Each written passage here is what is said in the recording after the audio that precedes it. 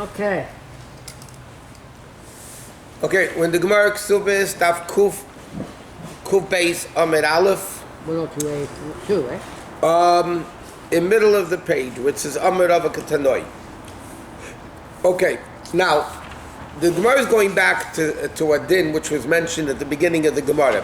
The Mishnah was talking about, remember, a guy married a woman, promised him to support the kid for 5 years, and then the mother married somebody else, and then both.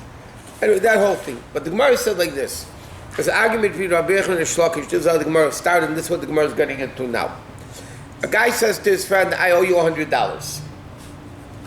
I come over to you in the street. They say, I owe you $100. So Rabbi Yosef says, you have to pay. And Shlokish says, you're not obligated to pay. Right? That was the... So now the Gemara is going to discuss that issue. Kuf Beis Amid Aleph. 102A2, right? 102A2. I'm in the second part. Kuf Beis. In the middle of the page. It says Amar Rava Katanoi. Oh, yeah. Okay. So Amar Rava says this argument between Rabbi Yechon and Rish Lakish, if a guy says to somebody in the street, I owe you $100, does he have to pay or not? Rabbi Yechon says yes, and Rish Lakish said no. He said this is an argument earlier on between two Tanoi. What's the case? So it says like this: there's a guarantor who signed his name after the two witnesses signed. Now normally what happens like this: I lend you $1,000, I want a guarantor. So we both decide a guarantor that's acceptable to both. Then you write a document, a loan document, right?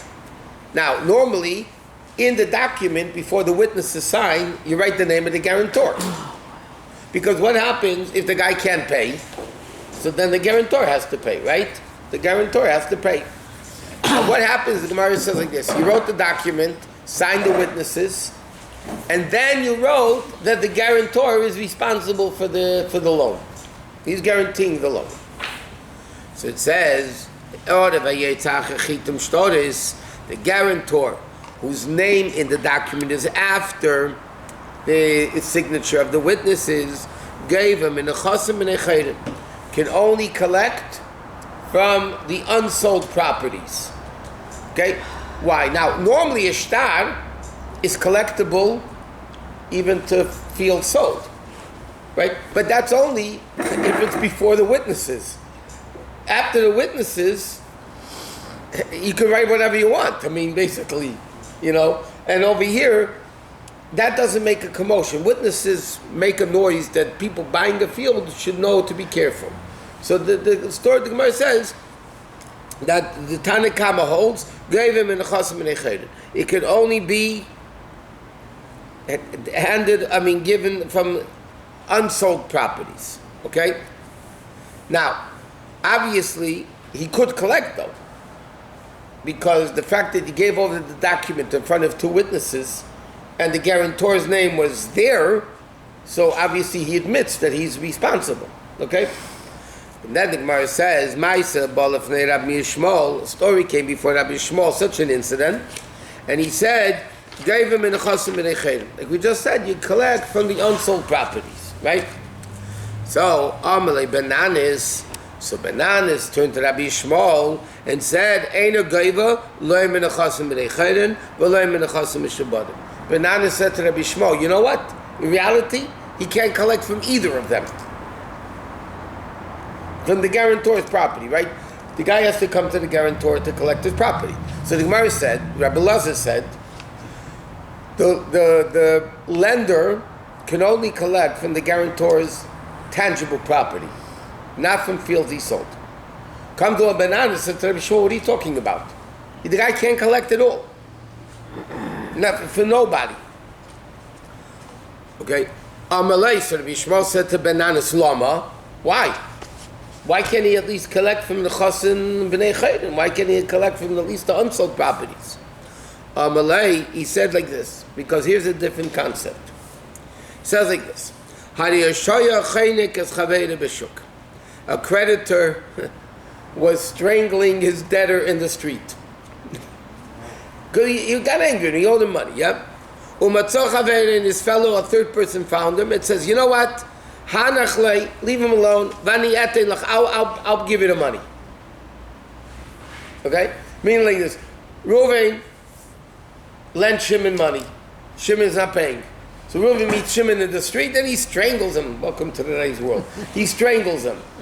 And the third guy comes, Levi comes and says, no, leave him alone. I'll pay it. So the din is, it's potter. Levi doesn't have to pay it. He's the one who said, But he wants to pay. Yeah. But he wants to He pay. wants to stop the violence from that. Oh, so once he said, "I'll pay," so the guy let go of him. Well, now can Reuven take Levi to Bezdin to collect the money? No. No. Why? Shaloi alaminuse hilveil, because the guy didn't lend him because of Levi, the guarantor. Normally, if I lend you money, I want a guarantor, right? And I get one. What does that mean? I'm only lending you because somebody's guaranteeing it, right? Try to ask somebody for a loan. They said, who's going to guarantee it, right? Otherwise, they're not going to lend you the money. Now, one second.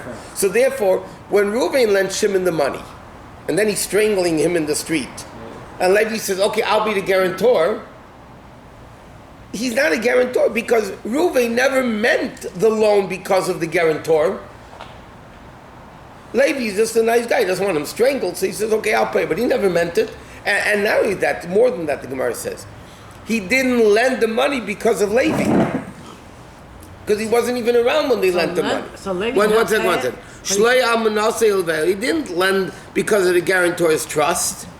Therefore, the guarantee came when? After the loan? Yes. After the loan. So then the guarantor is potter. Now, what's the case over here? The guarantor was after the witness is signed, which means basically it was after the loan. So why should he have to? He's potter completely. In other words, like this. What? He had a question. So Levi says he's going to pay the loan if he stops strangling the guy. So the guy strangled him, quit strangling, so Levi says, I'm not going to pay it? They call that solace, so they didn't strangle him. They didn't kill him yet. No, I'm asking you. No. That Levi says he's going to pay it. The guy finished, just gets his hands off him. Levi says, I'm not paying it. Right. So he could go back to strangling the guy. I mean, the guy ran away. Okay. We have to find him, next he's day. to find him sooner or later. He got his bodyguard. This is the next day. No, at the time of strangling. But what the Gemara's part over here is, a guarantor is only responsible if at the time of the loan he was a guarantor. Then, well, why is he? Because he's binding himself, right? He's din order, meaning he's binding himself to the loan because otherwise the guy wouldn't lend him the money. But if the guy already lent him the money, now he wakes up, okay, I'll be the guarantor. Bananas says that's not a guarantor. So therefore, Rabbi Shmuel, who said exactly the case of the Gemara, that the guarantor was not there before the witness. He signed after the witnesses. So Rabbi Shmuel said, you can collect from the unsold properties. And Bananas said to him, no, you can't collect anything. So Rabbi Shmuel says, why? Right? So Bananas said, what do you mean why? Because he's not a guarantor.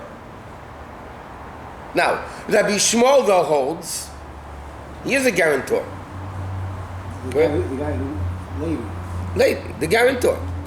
Even after the witnesses sign and all that? Huh? Even after the witness? Yeah. According to Bananas, he's not a guarantor at all. So he's potter. One second. So he's potter. Rabbi Shmuel says he's chayiv. Okay. So the Gemara asks, maybe Rabbi Yochanan, who says chayiv, if I say I owe you $100, he's chayiv. Maybe he holds like Rabbi Shmuel, and Reish Lakish, who says potter, holds like Bananas. That the Gemara wants to say that now. So the Gemara says, Lema Rabbi Yochanan, the Amek Rabbi Shmuel. Let us say Rabbi Yochanan holds like Rabbi Shmuel that you're chayiv. But Reish Lakish Amar, Bananas like Bananas that you're potter. Right? Now, because Rabbi Yochanan said, an unsigned note, unsigned handed, is not an admission. No, I'm sorry.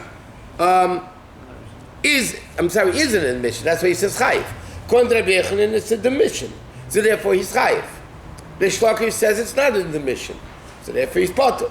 The same thing is similar to the guarantor. And Rabbi Shmuel says the guarantor is chayiv because it's a admission, and the banana says no, it's not. So the Gemara says no. Aliba the bananas kula amalei pligi. In other words, like this: everybody agrees that bananas' case, everybody would be potter. In other words, Rabbi Yochanan says that in bananas' case, I would also say potter because he was never a guarantor. Right? But what's the argument? Okay. But ki pligi,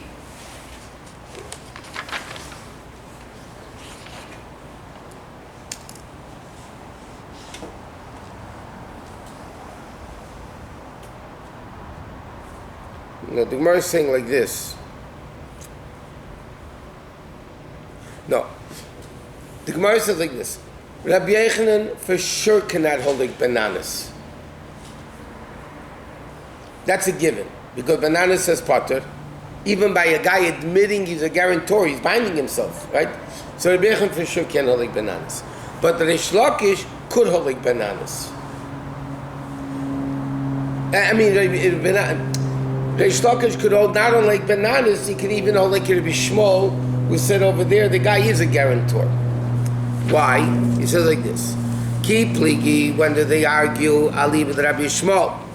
They only argue, and the Gemara is going to explain now this. According to Rabbi Shmuel. What's the case? Rabbi Yochanan holds Rabbi Shmuel.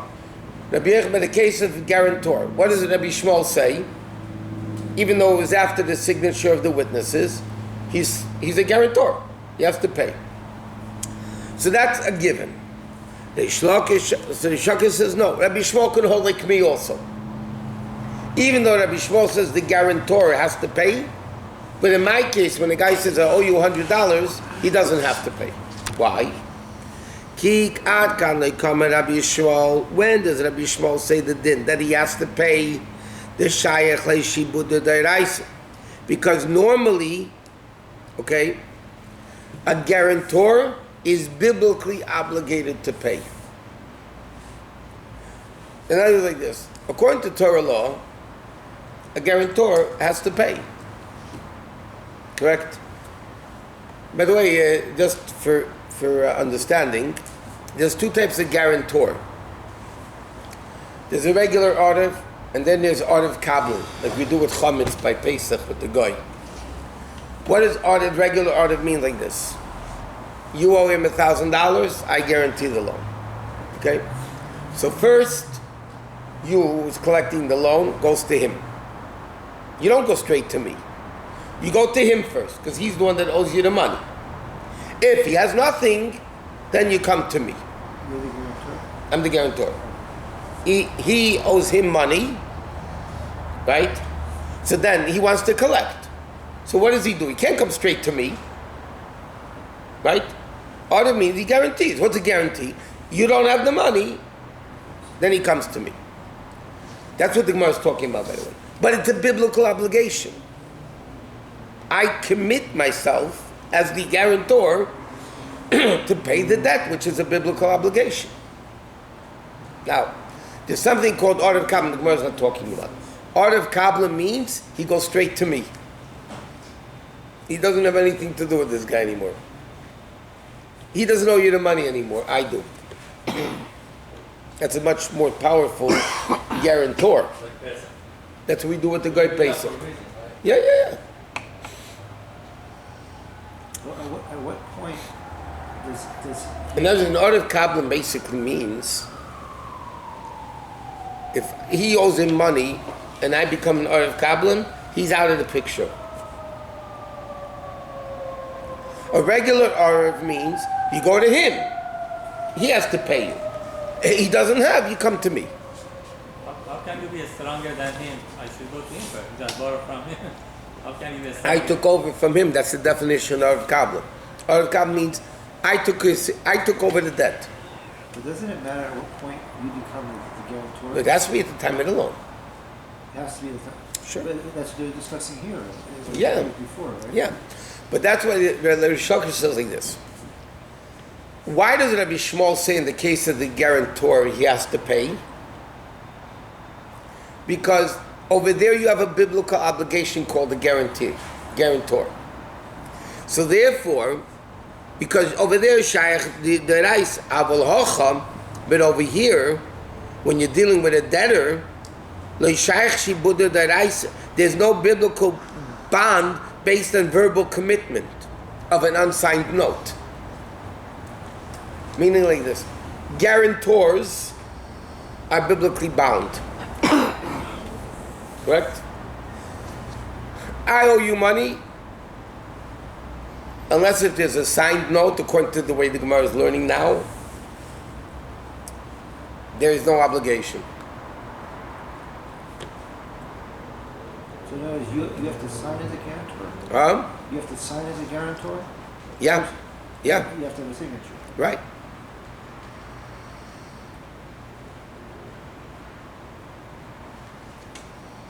So it's obviously at the time of the loan. Has to be time of the loan. The problem is, in Rabbi Shmuel's case, it was after the loan. Right. I mean, not after the loan, after the signature, but before he gave over the document. Correct? Yeah. And the fact that he gave over the document in front of the witnesses, so the witnesses saw that this guy guarantees, even though they didn't sign on it. But over there is a biblical shibud.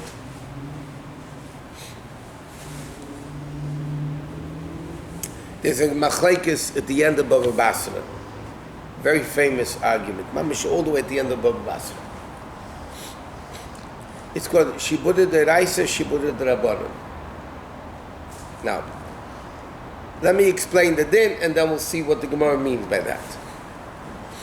We all know the din, and we just mentioned it now. If I have a document that you owe me the money, I can even go to your field sold. Correct? Any field that you owned at the time of the document's date, I can go collect it from the fields you gave away, the fields you sold. It doesn't matter. I have a lien on the property first. Correct? Now, if it wasn't written as an oral loan, or an unsigned document is an oral loan, because it's not signed, so halachically it's oral, so then I can't collect from the Chosam Meshubadim. I can't go collect from the sold properties.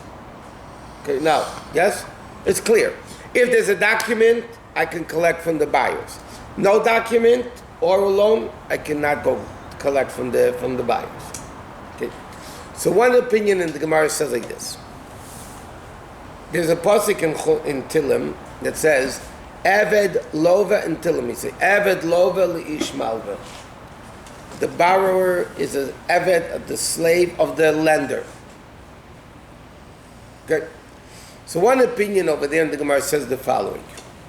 When I lend you money, it doesn't matter how.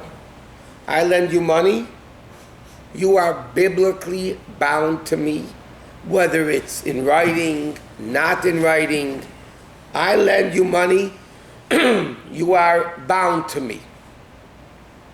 And therefore, really, even if it's an oral loan, I should be able to go to the buyers. Because really, you're bound to me, so what's the difference? Right? Why did the Chachamim say no? If it's an oral loan, you cannot go to the buyers? Because the Chachamim have pity on the buyer. In other words, when there's a document, there's a commotion. The Gemara says, when witnesses sign, you have to go to Sefer and you have to sign witnesses. It becomes gossip. Everybody knows about it. So then, if people are foolish enough to go buy property, from property they know there's a lien on, so it's their problem. It's their problem. Correct? If there's no loan documented, so there's no commotion. So how are the buyers supposed to know? Correct? So the Gemara says like this. This one opinion says, Shibud is biblical. Whether it's written or oral, you owe me money, I can go to your debtors, I can go to whatever you want. Why biblically? Why did the Chacham say no? because they have pity on the buyers. How are they supposed to know? So therefore, the halacha is I could only go to buyers when there's a written document with witnesses. That's one opinion. The other opinion says, no, shibuda lav deraisa. There's no bond on any property whatsoever. Written, oral, there's no binding at all. Why did the Chachamim say that if it's a document, you can collect even from the buyers? Right? Why did the Chacham say you could collect? Because nobody's going to lend money otherwise. If I have no collateral, why should I lend you money? There's no guarantee you're going to get paid back. Right. But if I know I can go even to the field you sold and get them back, Bezdin will get them back for me. So then I won't hesitate to lend the money. Is that what happens? Bezdin gives it back for you? Yeah.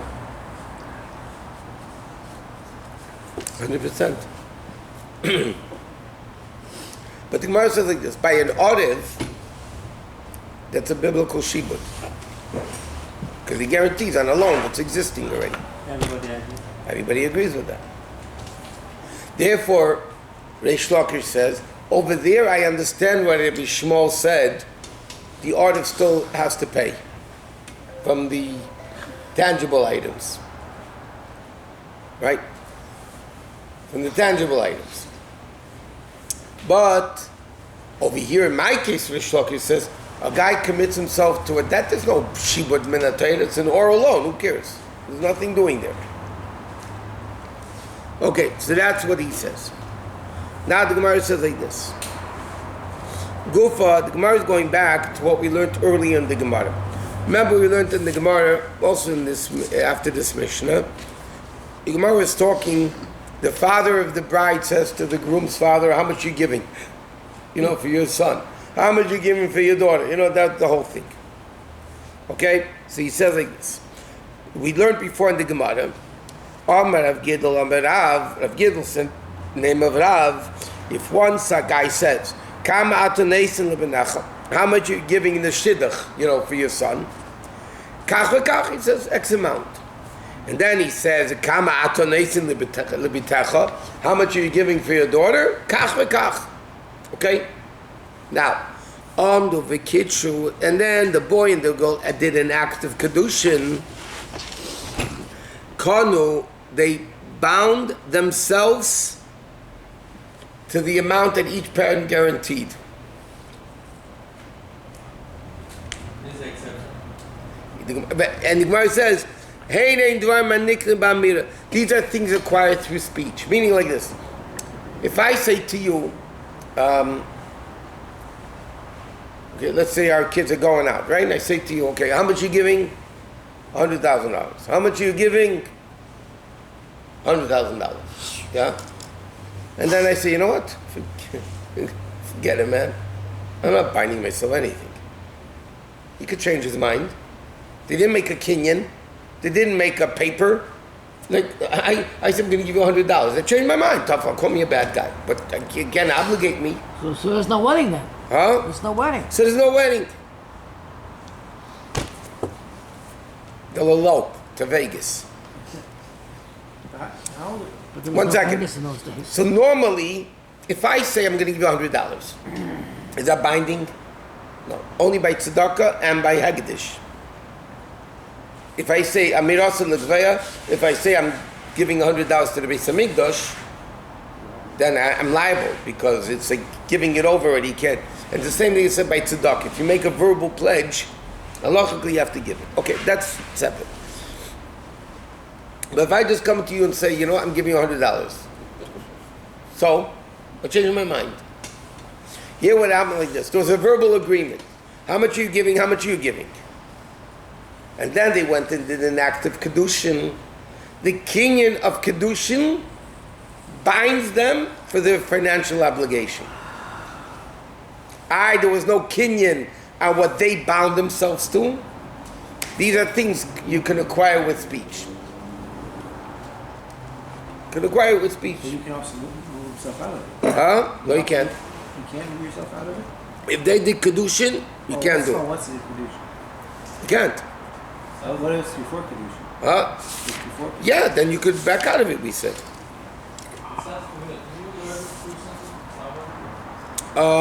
We learned it. Yes. That's what the Gemara quoted before. Yeah, we learned it in Kuvbeis Amid Aleph. Yes, you're right. But now the Gemara is quoting that Gemara. Now the Gemara is elaborating on it. First, the Gemara said what we said before. Okay. Amir Rava, so Rava says like this. What girl are we talking about? When a guy says, how much are you giving for your son? How much are you giving? Now, remember we learned there's a minor under Bas Mitzvah. A girl between 12 and 12 and a half is called Naida. Over 12 and a half, she's called Begeris, or Begeris. And then she's on her own, right? The father is no... See, under Bas Mitzvah is completely the father. Whatever she owns goes to the father. She has no... The father does everything. 12 to 12 and a half, the father still owns it. The money. After 12 and a half, he doesn't own the money anymore. Okay? So Amir Rav said, Mistaber Milsa the Rav, this that Rav just got through saying, that by the Kiddushin, they bind themselves to the deal they made. Probably it's the deal of a Naira, of a 12-year-old girl. Why? The Mati Kamata Noliyode, the father gets a monetary benefit. What's the monetary benefit? When the boy is Mekadesh the woman, the girl, who keeps that Kedushin money? The father. A girl from 12, a minor for sure. 12 to 12 and a half, the father keeps. So therefore, the act of Kedushin is a benefit to him. But if it's Begeres, but if it's a 12 and a half year old girl, that the father gets nothing from the Kedushin, where the father gains nothing because he doesn't even get the Kedushin, he doesn't become obligated through speech. So, in other words, Rav said that if the parents made up money and then there was Kedushin, both parents are obligated. Correct? So Rav says that's only if the girl's a Naida or Ketana. But if the girl's a Begeres, where the father gains nothing from the Kedushin, so then Rav says, Rav would agree, seemingly, that they're not obligated. So what it has to do with if he's gaining or not? If we said it's like Kedushin, it's like a Kinyan, doesn't matter if you have a benefit or not. Since when we say if you have a benefit or there's a gain. We never say this. Yeah, but like this, like when the Kedushin belongs to him, when the Kedushin does belong to the father, a girl 12 to 12 and a half. When the Kedushin is done, it's like he's gaining a kinyan. Kinyan means you give him something. So the father is gaining something of the Kedushin at least. It's an exchange of something. He's giving The something, father's he's getting giving money something. of the Kedushin. Right? Therefore, he's binding himself through that. But if the father gains nothing by it, what should the father... Why is the chosin and the kala giving a ring to each other? I mean, chosin to the kala. Why is that called binding for the father? What does he gain by it? There's nothing to do with him. Yes, less pocket fees. That's indirect. It's making the wedding go through. No, I think they are like a guarantor. We say like, I guarantee I give 100,000. I guarantee I give $100,000. It's nothing to do with I'm getting benefit or not. But that's only What if the girl doesn't want to get married to this verbal guy? doesn't mean anything. What if the 12-year-old... If I say to you, I'm going to guarantee you, it's not in writing, it's worthless. So what are you gaining if I guarantee, like I want to give you $100,000? It doesn't matter if it's written in a document. Who cares if you gain or not? That's what I'm saying. There's no point. You ask him, why would a guy be a guarantor? What He wants to help out the guy who needs the money.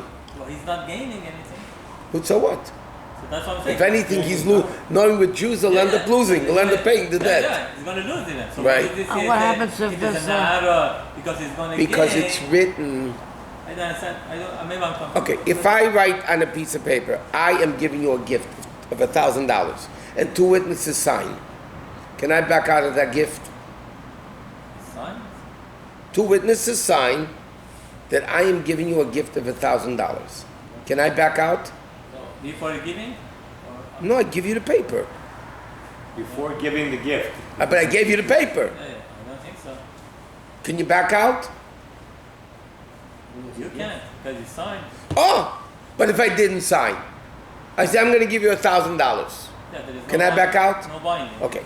So now, father makes up the two mechutonim. Yeah, the father, the groom, father, of the bride.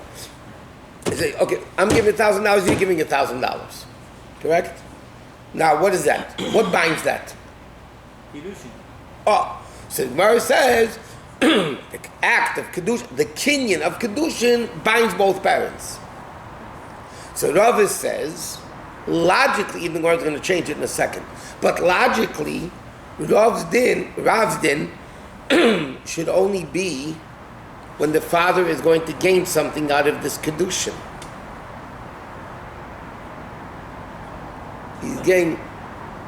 He's gaining money.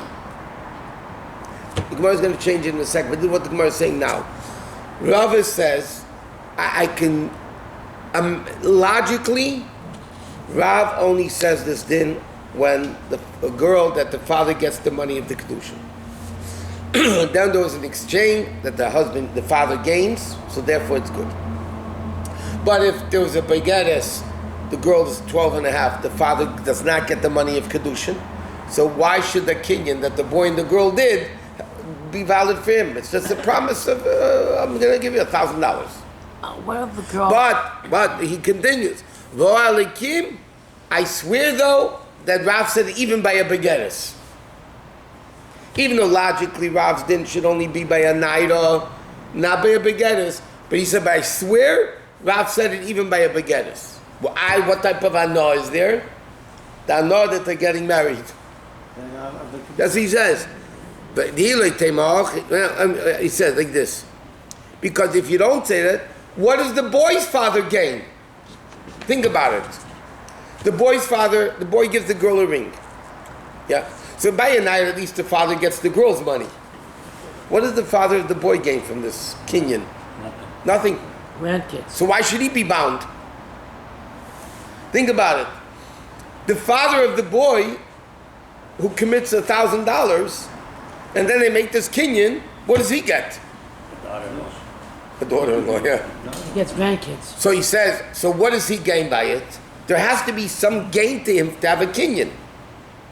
So he said, what is the kinyan? The kamachatane adadi, the gamri maknal adadi. Because the children are marrying each other, that's called a pleasure. That's called value. That's called, It's a gain. It's a benefit. It's not called a gain. You're gaining another mouth to feed, but it's a gain. It's a benefit. So in other words, Rav said like this. Logically, Rav's din should only be applicable by a girl that the father gets money. Otherwise not. But the Gemara says right away it can't be because the father of the boy never gets money.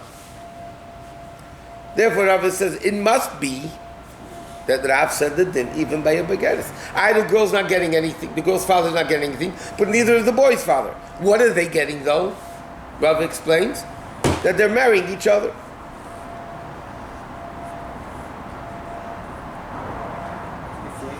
If you're always expecting to gain something, nobody will get married. Huh? If they're always expecting to gain something, nobody will get married. Yeah, that's for sure.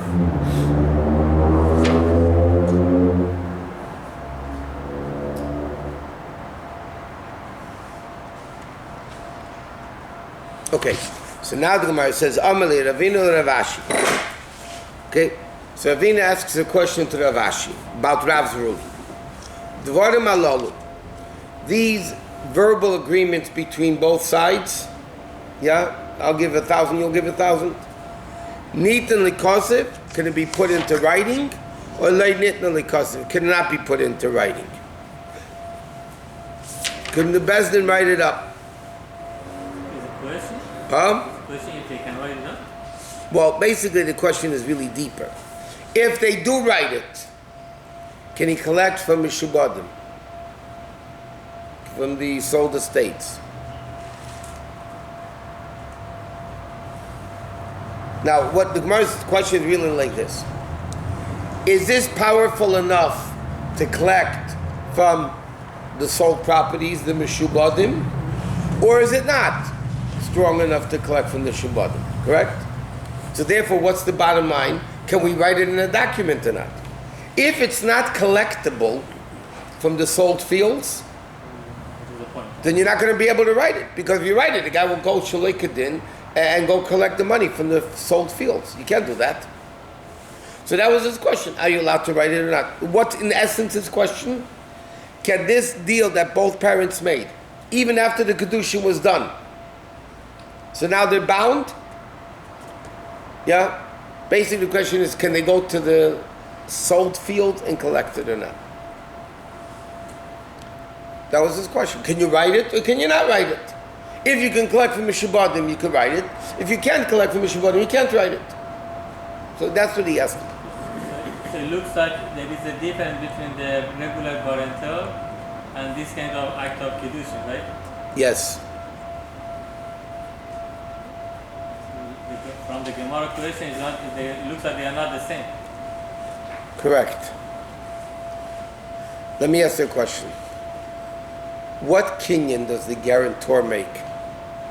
What does the guarantor gain by it? Like you said. What does he gain? Only tzaras. Especially with Jews. You're going to have to pay the debt. It's working? No. It's outside. No. The heat is not working. Sure, it's working. It's working? Yeah, of course. Of course it's working. I don't see it. 89 degrees. How? What does it You're say? sitting on the wrong side, Barry. It's almost the fire that he threw Hanani What is Mishal it? Zion. 81? 9. Okay. Wish I could see that far. Don't have to lie, it's 110. You could say 99. Okay, anyway. So the Gemara says like this. How does, what you asked, yeah, how does an Orev bind himself? What? It's 6 o'clock in the morning. I said I'm going to guarantee it, right? So the Gemara says an interesting thing. The fact that you trust me to be the guarantor gives me a benefit that I'll bind myself to. There's some, if I offer to be a guarantor, yeah, and you accept me, what does that mean? You trust me. That's a benefit. To be trusted by somebody is a benefit. That benefit is what he binds himself with. This is the guarantor. Yeah. So he also has a benefit that he gains. That's why he binds himself to the loan. Is it like being a That's a benefit is a in English is benefit. It doesn't have to be financial. It could be feelings. It could be whatever. Maybe next time he will do it for me. Maybe he'll do it for him next time. Whatever. Relative. Even smell. That's why it's saying bracha. Yeah, it's a benefit.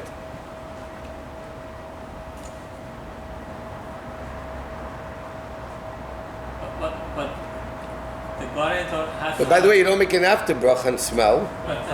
Because, no, it says in Shulchan Aruch, why don't you make an after bracha and smell? Make it after bracha and food.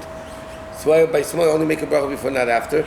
Because it doesn't remain in the body. Food remains in your body. Smell is gone. It's in the neshama, it's finished. But The guarantor has to have benefit, otherwise he cannot be guarantor.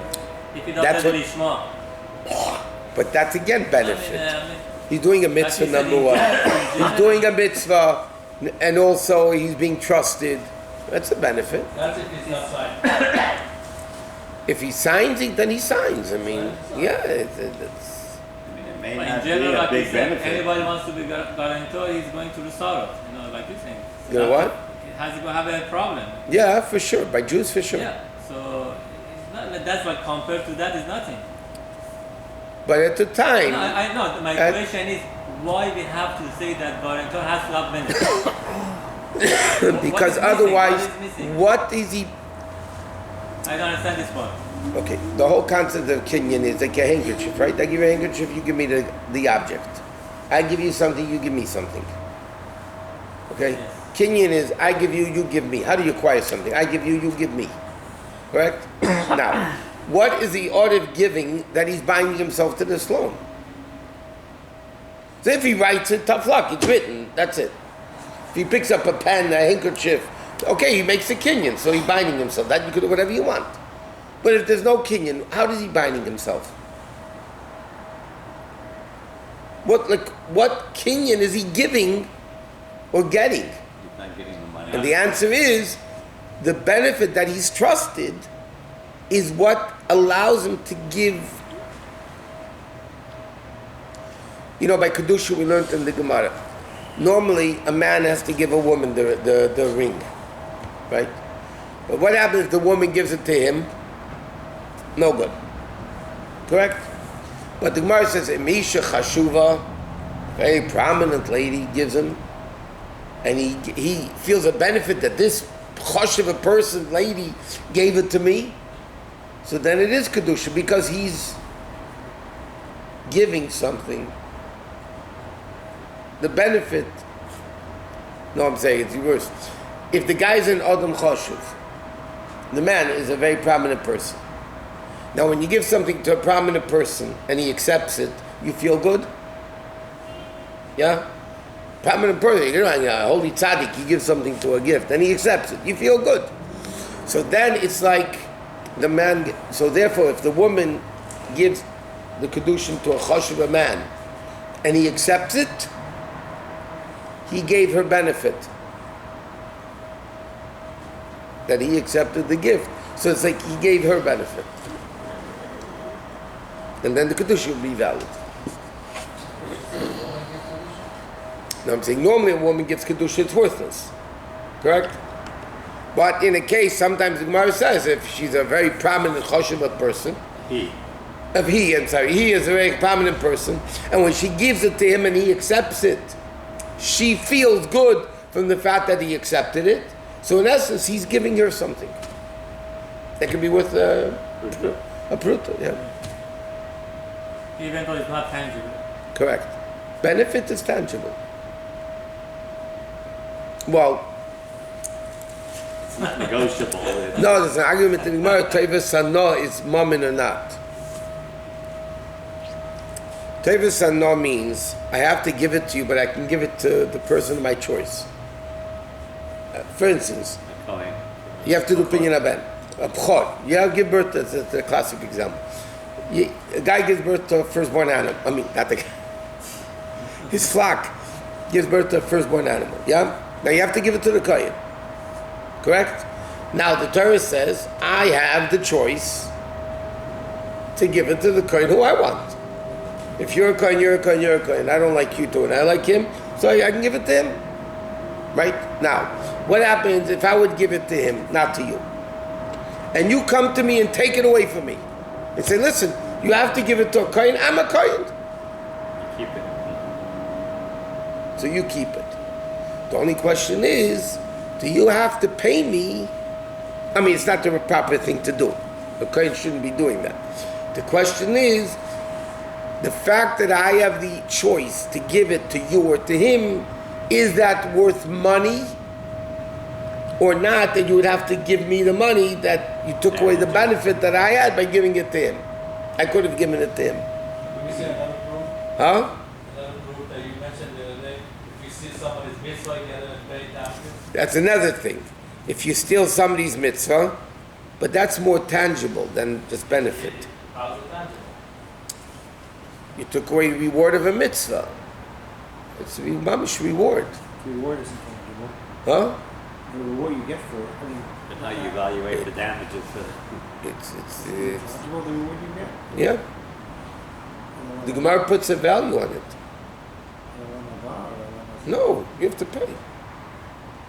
If I steal a mitzvah from you, yeah, you're supposed to do the mitzvah, I steal it from you. Yeah?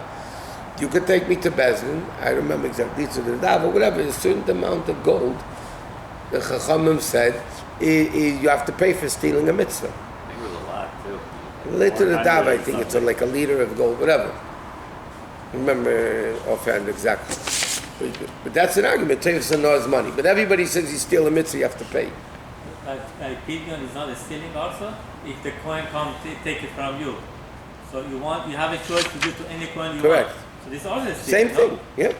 That's why you Yeah. have to pay it. But the mitzvah is done, yeah? A mitzvah, everybody says you have to pay. No, the mitzvah is done. Yeah, the mitzvah is done. It is ridiculous. Yeah, the baby's redeemed. Yeah. Same thing with Meiser. You have to give Meiser to a Levi. A Levi comes and steals your Meiser. I mean, not steal. He said, listen, you got to give it to a Levi. I'm a Levi. So he said, no, I wanted to give it to him. So he said, that's your problem. It belongs to. It doesn't belong to you. It belongs to the Levi. It belongs to the Kohen. I'm a Levi. I'm a Kohen. I took it. So the question is, do you have to pay me money because you took away the pleasure that I have to give it to whichever Levi or Kohen I want? That's an argument on the Gemara.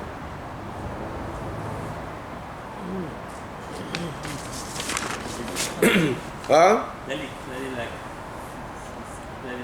What? delicate.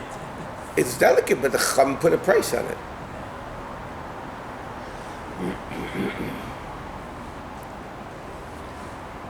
A guy says to a girl, I'll give you Kedushin, but I'm not going to give you money. I'm going to dance in front of you. If that dancing or juggling or whatever, is worth a pruta, and she accepted some Kedushes. Yeah, of course, you need witnesses. That's part of the Kedushin. Or you need witnesses. So he can't just do it. Let's say some girl walks in here, walks someplace, and he sees this girl, and he says, let's get married. She says, yes, but you need two witnesses to Otherwise, it's worthless. Mamish worthless. Oh, so you need two witnesses. Yep. Kosher ones. Kosher. Two kosher witnesses, Yeah. Okay.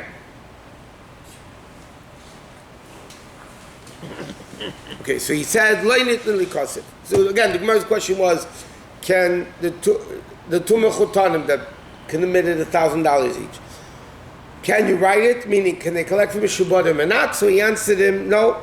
Rav Ashi answered, "Leinit likasif." You can't write it because you cannot collect from the sold properties.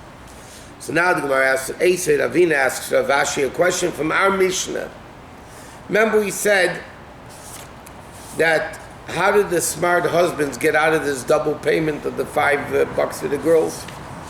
So it says the smart guys would write on the paper, I only have to support you while you live with me. Remember we learned that in the Mishnah. So Eisei Ravina asks the question like this. It says in a Mishnah, a big case, and the smart guys would write, this is on the condition I will support your daughter 5 years, as long as you're living with me. Therefore, if he divorces her, he's out, right? Okay. Or if she marries somebody else. The Mishnah says like this, you have to, even if she remarries, every guy has to give the 5 years. But if he writes clearly, as long as you're living with me, I give you the 5 years, that's it. So the Gemara said, my kaisen. So now the question, the smart guys wrote. What did they write? He says, Aimrim. Oh, no. So Gemara says, so obviously, so what's the Gemara's question? What happened in our Mishnah? Our Mishnah said, a guy committed 5 years to support the girl, another guy committed 5 years to support the girl. Right? Correct? And the Mishnah said if the smart guys wrote it, now what did they commit? Verbally. Right? Can that verbal promise collect from sold properties? From a shubadim? No. Yet the Mishnah says you're right. Now I just asked you if you could write, you said no, you can't write because then they're going to collect from the sold properties, right? And over here you can't collect from the sold properties. So he said, but our Mishnah says they did write. So how can you say they wrote? You just told me they don't write. So he answered, my kaisvin, Eimrim. What is right? It doesn't mean they write it. You can't write it. Because then either the daughter can go collect from the sold properties. What does it mean? He wrote, they said. Even though it says they wrote, it doesn't mean they wrote. It means they said. So Gemara says, With witnesses. "V'kolei amida ksiva." How can you call speaking writing? The Mishnah says writing. How can you say it means speaking? He says yes. I'll show you a Mishnah that says writing means speaking. Where do we find such a thing? But now we learned in the Mishnah, if a guy writes to his wife, I will never have any claim to your property. Yeah? So it says over there in the Mishnah, he can still eat the property as long as she's alive. Okay? Rabbi Chia says that even though that Mishnah says Kaisev le'ishtoi, he writes, but Rabbi Chia says, what does that Mishnah mean? Amira. Not writing, it means speaking. Anytime it says ketiva, we can. No, not every time. The Gemara says, you're right. It's normally writing is writing. But the Gemara says we're forced here to say that it means saying, because otherwise it's going to make a mess up. If you write in a document, they're going to take out the document, collect from the buyers, and they're not allowed to, because it was only a verbal agreement. Verbal agreements, right, can't collect from bound fields. What about if they wrote that? Let me ask you a question. I lend you $1,000. Yeah? I come to collect, verbal. I come to collect from you the money. You say, no, I owe you the money, I just don't have it. Can I go to the fields he sold? No. Because it's a verbal agreement. Correct? We both agree it happened. You still can't go to the buyers.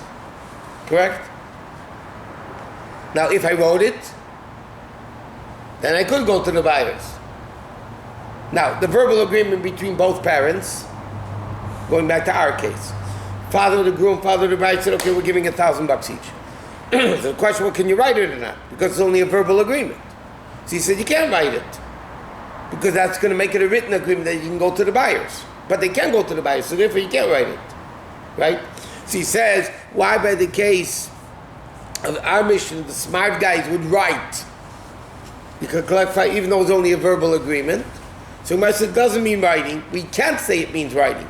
We must say it means saying. So Gemara says, where do you find such a thing? That writing means saying? So Gemara says, I'll show you another case. Because in both cases, it can't mean writing. Because writing, halachically, you can't go to the buyers and collect the fields.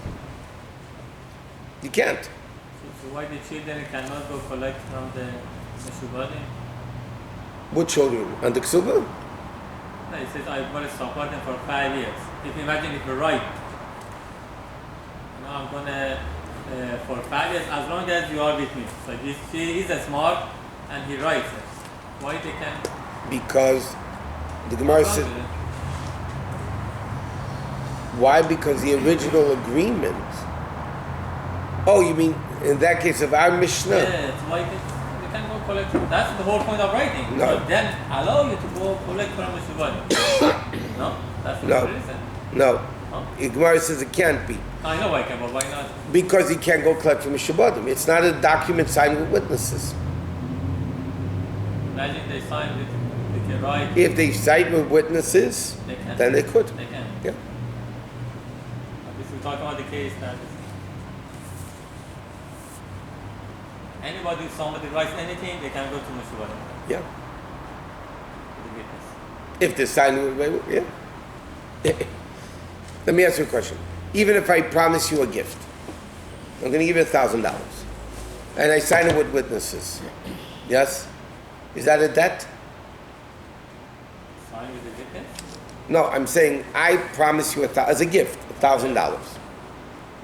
And we write up a document signed with witnesses. That you own, that you're going to give me a gift $1,000. $1,000, right?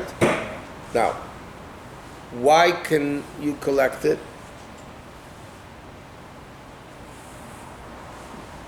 And I have the paper? Yeah. I cannot go to. You didn't lend me any money. I'm giving you a gift. I changed my mind. What is the point of this? Because the paper makes it into a debt. I owe him with that paper $1,000. It's a gift. You never gave me any. It doesn't matter. If I write, I pledge to you $1,000 as a gift, signed by Eidim, that's a debt. It becomes a debt. I said a gift. Tough luck. It's a debt. It's like saying I owe you $1,000, even though I don't, and we sign a paper with Eidim. It's a debt. You have to pay the debt. Rabbi? I cannot go to Meshubale. You could. Oh, Yeah. It's signed with it. What? Let's say you have a game show. Who goes on a game show? And they say they're going to give him a certain amount of money that he won. That's he won it. Is that binding and you have to give it to him? Of course you have to give it to him.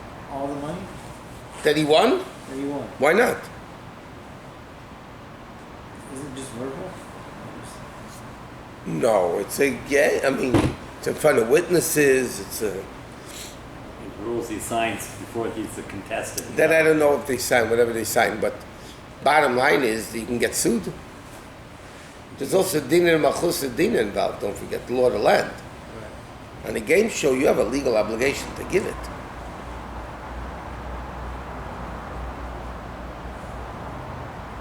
There was once recently. I saw somebody else. Some mice with Jeopardy. This guy won a tremendous amount of money, more than anybody else that won in Jeopardy, and it was more than Jeopardy ever gave out. So then it was a whole thing: do they have to give the money, not give the money, whatever, something like that.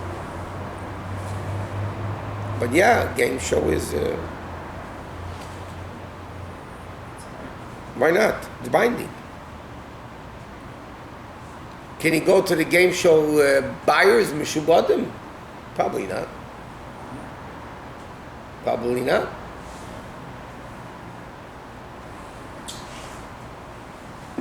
If I say I owe you $100 in front of two witnesses, I obligate myself, correct? But you still can't collect from this buyers because it wasn't in writing. He said they signed something before the game show. No, he said. I don't know. Maybe they signed. Did they sign? I don't know what they said. I was never there. You go to CBS here and Beverly and Fairfax. You go join up for a game show. Okay. You guys have a minute here at 6 o'clock in the morning? Yeah? Oh, man. Must be freezing in here.